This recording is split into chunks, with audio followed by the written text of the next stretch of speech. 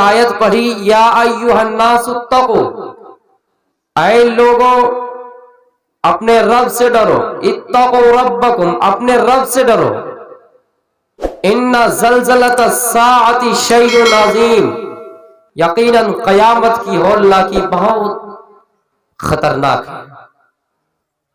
لوگوں کسی مسلمان اور کسی کافر کو خاص کر کے نہیں کہا یا ایھا الناس، اے لوگوں، یعنی دنیا کے جتنے بھی لوگ ہیں، جتنے بھی انسان ہیں، کس سے ڈرو؟ اپنے رب سے ڈرو، اس لیے کہ قیامت کی ہولناکی بہت خطرناک ہے، قیامت کا زلزلہ بہت خطرناک ہے۔ ہم اور آپ اللہ تعالیٰ سے کیسے ڈرتے ہیں؟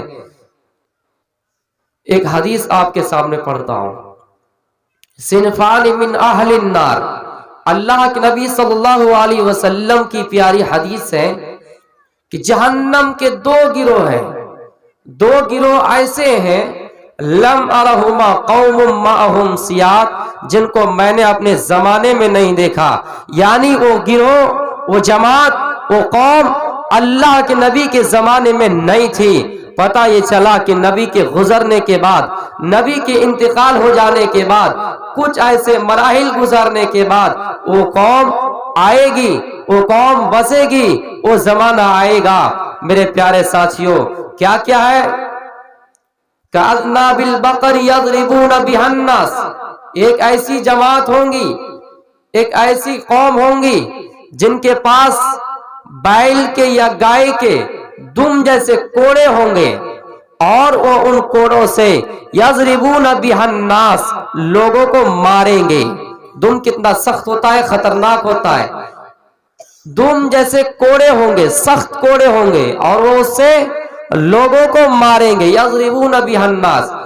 اس حدیث کا ترجمہ علماء کرام نے اس طرح سے کیے ہیں کہ یعنی جن لوگوں کے پاس طاقت ہوگی، جن لوگوں کے پاس قوت ہوگی، جن لوگوں کے پاس پرشاسن کی طاقت ہوگی، جن کو حکمراں بنائے جائیں گے، جو ہمارے قوم کے سردار ہوں گے، جو ہمارے ملک کے بادشاہ ہوں گے، جو ہمارے علاقے کے منڈل ہوں گے، جو ہمارے علاقے کے سردار ہوں گے، ان تمام چیز ان کے اندر ہونے کے باوجود، یہ ساری طاقتیں ان کے پاس آ جانے کے باوجود، وہ اپنے منمانی کرے اور بے قصور لوگوں کے اوپر لاٹھی چارج کرے، بے گناہ لوگوں کو مارے۔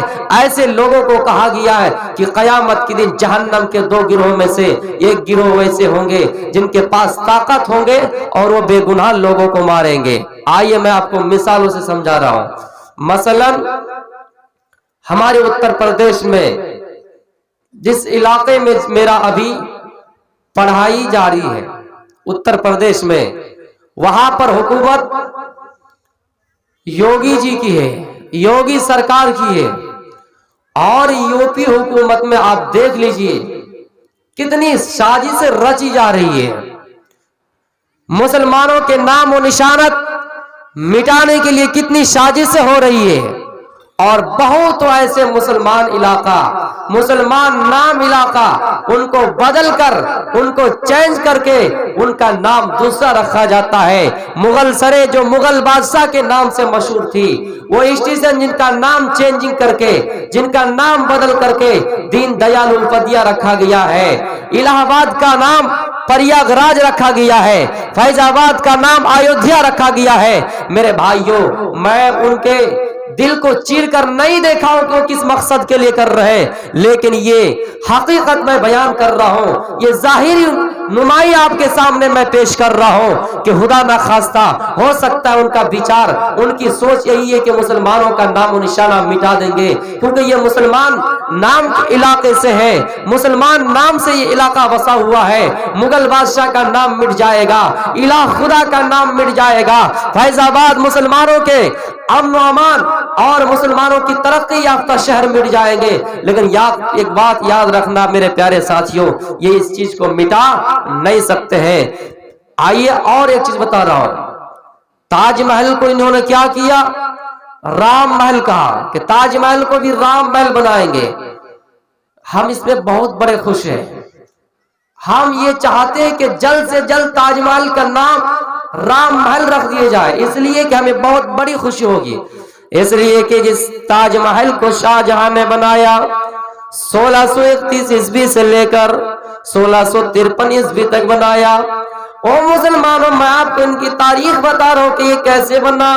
شاہ جہاں کی ایک بیوی، پہلی بیوی شاہ جہاں کی ایک بیوی ممتاز محل تھی۔ ممتاز محل نے اپنے شوہر، اپنے پتی سے کہا، شاہ جہاں سے کہا، شاہ جہاں، اے میرے پتی، اے میرے ہسبینڈ، میں تم سے اتنی محبت کرتی ہوں، تم بھی مجھ سے اتنی محبت کرتے ہو، لیکن ایک بات بتاؤ، میں جب دنیا سے چلی جاؤں گی، میرا انتقال ہو جائے گا، میں اس دنیا سے چلی جاؤں گی تو تم میرے لیے کیا کرو گے؟ میرے لیے نشانی کے طور پر کیا چھوڑو گے؟ مجھے یاد کرنے کے لیے تم دنیا میں کیا کرو گے؟ شاہ جہاں نے اپنے دماغ میں یہ بات رچی، آئی میری بیوی ممتاز محل، میں تمہارے نشانی کے لیے، میں تمہیں یاد کرنے کے لیے ایک محل بناؤں گا، ایک مقبرہ بناؤں گا، جن کا نام تاج محل رکھوں گا، جن کا نام ممتاز محل رکھوں گا، اور یہ تاج محل کا نرمان، تاج محل کی تعمیر شروع کر دیتا ہے 1631 عیسوی سے لے کر 1653 تک اس کا نرمان اور اس کی تعمیر کا کام شروع ہو جاتا ہے۔ جس تاج محل کو 22 سال میں بنایا، تاج محل کو شاہ جہاں نے 22 سال تک کے لیے بنایا اور اس کا نام تاج محل رکھا، اس کو آج ہٹا کر اس کا نام چینجنگ کر کے رام محل رکھنے کی کوشش کی جا رہی ہے، اس کا نام رام محل رکھنے کی سازش کی جا رہی ہے۔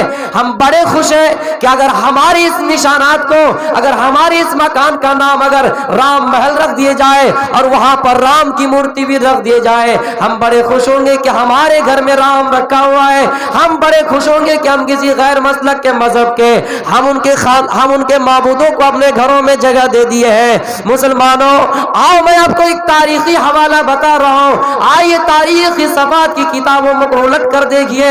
ایک مسجد تھی جس مسجد کا نام مسجد زرار تھی، ایک مسجد تھی جس مسجد کا نام مسجد زرار تھی، لیکن اللہ کے نبی صلی اللہ علیہ وسلم نے اس مسجد کو سنسار کرنے کا حکم دیا۔ آپ نے فرمایا کہ اس مسجد کو جلا دو، آپ نے فرمایا کہ اس مسجد میں آگ لگا دو۔ کیوں؟ اس لیے کہ اس مسجد کو منافقین نے بنائی تھی۔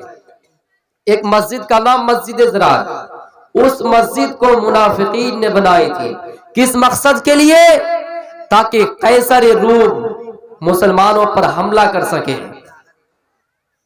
لوگوں کو لگے کہ یہ مسجد ہے، اللہ کی عبادت کا گھر ہے، اس میں لوگ عبادت کریں گے، لگے، اس لیے وہ کیا بنائے؟ مسجد کے روپ میں۔ لیکن حقیقت میں وہ یہ سوچا تھا، ان کا ارادہ تھا کہ ہم مسجد کے نیچے کوئی آسر وسر رکھیں گے، شاستر رکھیں گے، لوہے کے سامان رکھیں گے، تلوار رکھیں گے، تیر رکھیں گے، ان تمام زیروں کو رکھیں گے ہم مسجد کے نیچے، تاکہ قیصر کا بادشاہ جب مسلمان پر حملہ کر سکے، مسلمان پر حملہ کرے تو ہم چپکے سے ان کی مدد کر سکے۔ کس نے یہ ارادہ کیا؟ منافقین نے۔ پھر یہ سوچا چلو اللہ کے نبی